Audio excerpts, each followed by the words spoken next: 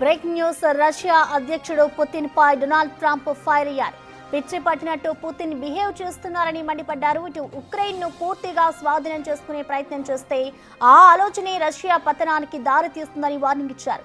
సైనిక అవసరం లేకపోయినా ఉక్రెయిన్ ప్రజల ప్రాణాలను కూడా తీస్తున్నారని మండిపడ్డారు ట్రంప్.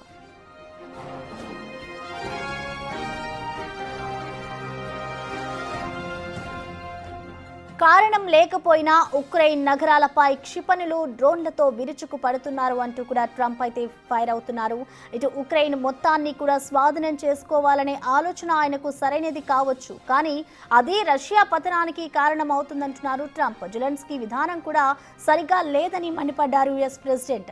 ఆయన మాట తీరు సమస్యను పరిష్కరించేలా కాకుండా సమస్యలను సృష్టించేలా ఉంటాయన్నారు.